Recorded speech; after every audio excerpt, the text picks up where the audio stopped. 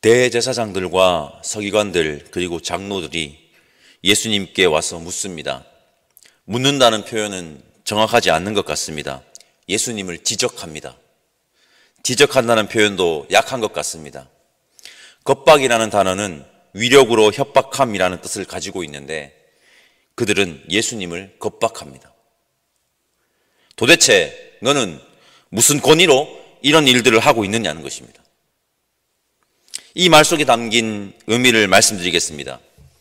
자신들이 최고의 권위자들이라는 것입니다. 최고의 권위자들인 우리가 너에게 그런 고난을 부여한 적이 없다는 것입니다. 여러분, 우리는 이 사실을 믿습니다. 예수님은 하나님의 아들입니다. 예수님은 하나님입니다. 대제사장들과 서기관들 그리고 장로들, 그들은 지금 너무나도 어이없이 하나님의 아들에게 누구의 권위로 이런 일을 하냐고 겁박하고 있는 것입니다. 이 장면이 우리에게 강하게 말하는 것이 있습니다. 종교를 권력화하면 하나님의 권위보다 자신들의 권위를 더 높일 수 있다는 것입니다. 자신들의 권위를 하나님의 권위보다 더 높게 여기는 이러한 충격적인 교만에 빠질 수 있다는 것입니다. 이런 모습은 비단 2000여 년 전 예루살렘에만 있는 것이 아닙니다. 2021년 현재 우리의 삶의 바운더리 속에 이런 모습들이 없는지 한번 돌아볼 필요가 있습니다. 그들의 이 발언에는 누구든지 자신들의 권위 앞에 무릎을 꿇어야 한다는 엄청난 교만함이 묻어 있습니다. 그들은 자신들이 권위 있는 자들이라고 목에 힘을 주지만 그들의 실상은 사람들의 시선과 입김에 이리 휘청 저리 휘청거리는 참으로 초라하기 짝이 없는 자들입니다. 우리 3절에서 7절까지 말씀을 우리 한 목소리로 읽어보겠습니다. 3절에서 7절입니다. 대답하여 이르시되 나도 한 말을 너희에게 물으리니 내게 말하라. 요한의 세례가 하늘로부터냐 사람으로부터냐? 그들이 서로 의논하여 이르되 만일 하늘로부터라 하면 어찌하여 그를 믿지 아니하였나 할 것이요 만일 사람으로부터라 하면 백성이 요한을 선지자로 인정하니 그들이 다 우리를 돌로 칠 것이라 하고 대답하되 어디로부터인지 알지 못하노라 하니. 예수님은 자신을 위협하는 그들에게 너무나도 당당하게 대묻습니다. 요한의 세례가 하늘로부터냐 사람으로부터냐라고 묻습니다. 당시 세례 요한을 따르는 사람들이 꽤 많았던 것 같습니다. 그들의 세력은 꽤 컸던 것 같습니다. 그들은 세례 요한을 인정하지 않으면 세례 요한을 따르는 많은 사람들이 자신들에게 위협을 가할까 두려워합니다. 그들은 자신들이 최고의 권위자들이라고 여겼지만 혹시 자신들이 위험에 빠질까 두려워하는 이런 표현 쓰는 것을 이해해 주시라 믿고 실상은 졸개들입니다. 목에 힘을 주고 권위를 내세우지만 실상은 졸개들입니다. 그리고 잘 한번 보십시오. 누가복음 19장에서 소리를 지르는 무리들 말고 당시 예수님을 따르는 자들은 힘이 없었습니다. 힘이 없었습니다. 그리고 더 중요한 것은요, 예수님은 무력 사용을 철저하게 금하셨습니다. 그들에게 예수님의 세력은 위협적이지 않았을 것입니다.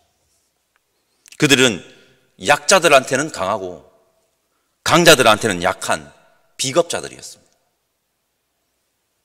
그리스도인들이 경계해야 하는 자세입니다. 성도 여러분, 졸개들이 되지 맙시다. 비겁자들이 되지 맙시다.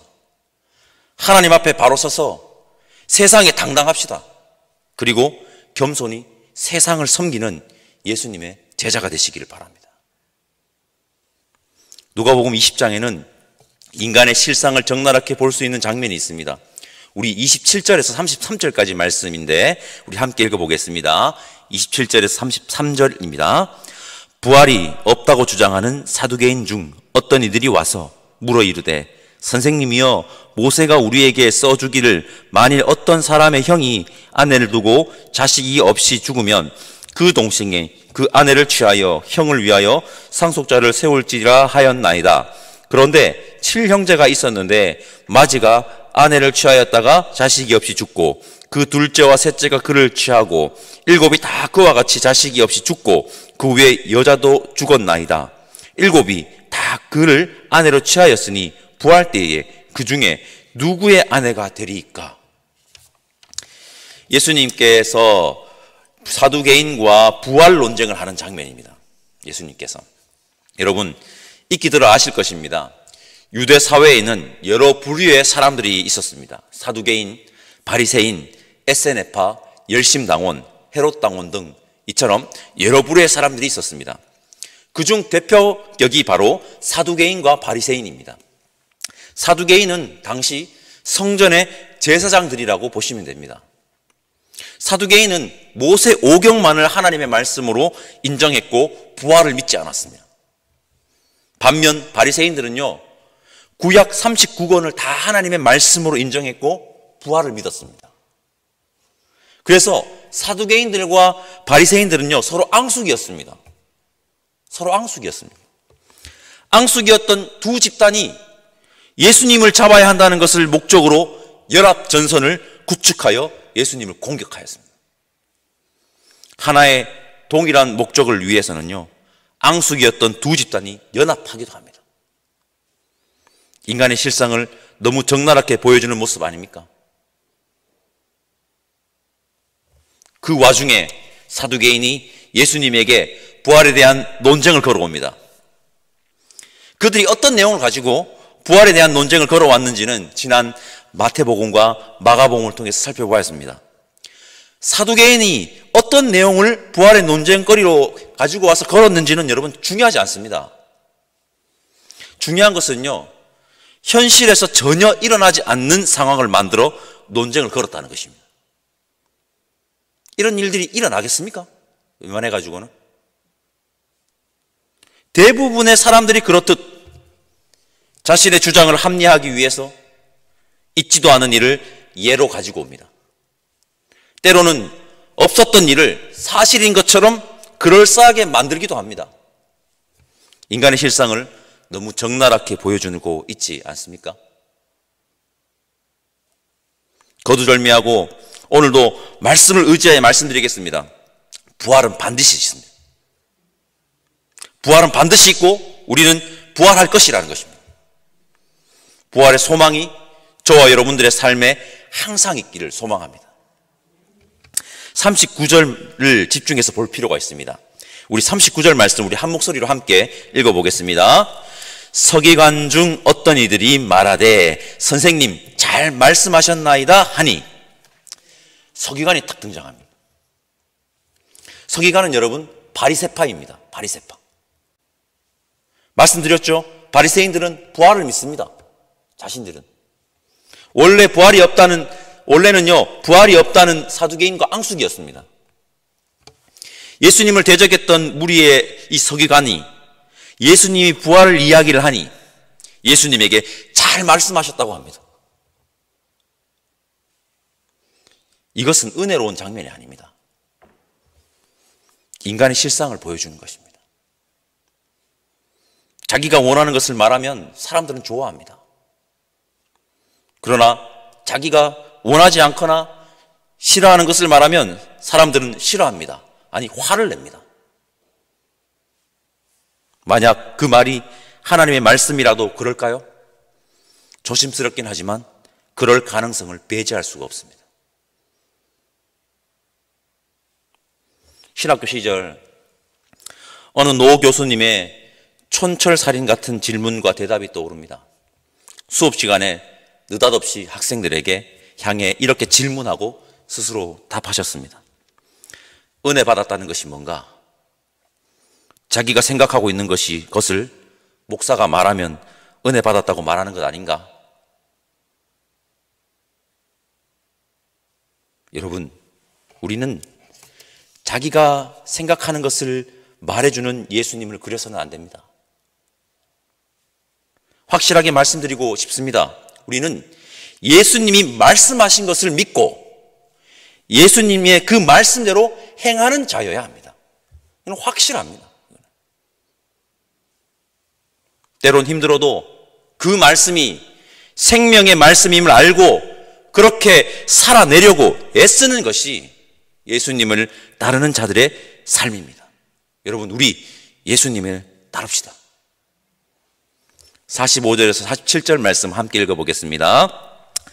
모든 백성이 들을 때에 예수께서 그 제자들에게 이르시되 긴 옷을 입고 다니는 것을 원하며 시장에서 문안받는 것과 회당의 높은 자리와 잔치의 윗자리를 좋아하는 서기관들을 삼가라. 그들은 과부의 가산을 삼키며 외식으로 길게 기도하니 그들이 더 엄중한 심판을 받으리라 하시니라. 우리 오늘도 명심합시다. 예수님은 거들먹거리며 높은 자리에 앉는 것을 좋아하는 자들을 싫어하십니다. 그리고 약한 자들을 어려움에 빠뜨리면서 거룩한 일과 좋은 일은 혼자 다 하는 것처럼 행동하는 자들을 싫어하십니다. 그리고 제가 자주 여러분들에게 말씀드린 것 같은데 예수님은 중심을 보십니다. 사람은 속여도 예수님은 절대 못 속입니다. 분명하게 우리의 마음을 꿰뚫어 보시는 분이 바로 우리 예수님입니다. 이 사실 하나만 기억해도 우리의 언행은 달라질 것입니다. 성도 여러분, 우리 하나님 앞에 바로 서서 세상에 당당합시다. 그리고 겸손히 세상을 섬기는 자 됩시다. 부활의 소망을 가지고 살아갑시다. 예수님이 말씀하신 것을 믿고 그 말씀대로 행하는 자들이 됩시다. 예수님은 우리의 중심을 예수님께서 우리의 중심을 보신다는 것을 우리 잊지 맙시다. 여러분, 오늘 하루도 주신 말씀을 기억함으로 예수님의 참 제자로 살아가기를 간절히 소망합니다. 기도하겠습니다. 하나님, 감사합니다. 오늘도 우리를 말씀 앞에 세우시니 감사합니다. 하나님 앞에 바로 서는 자, 하나님의 말씀에 삶으로 응답하는 자가 되어 하루하루를 부활의 소망을 가지고 겸손히 살아가는 예수님의 참 제자 되기를 원하오니 성령 하나님 인도하여 주옵소서. 감사드리며 우리를 위해 십자가 지시고 부활하셔서 참 생명을 허락하신 예수님의 이름으로 기도드립니다. 아멘. 하늘에 계신 우리 아버지, 아버지의 이름을 거룩하게 하시며 아버지의 나라가 오게 하시며 아버지의 뜻이 하늘에서와 같이 땅에서도 이루어지게 하소서. 오늘 우리에게 일용할 양식을 주시고 우리가 우리에게 잘못한 사람을 용서하여 준 것 같이 우리 죄를 용서하여 주시고 우리를 시험에 빠지지 않게 하시고 악에서 구하소서. 나라와 권능과 영광이 영원히 아버지의 것입니다. 아멘.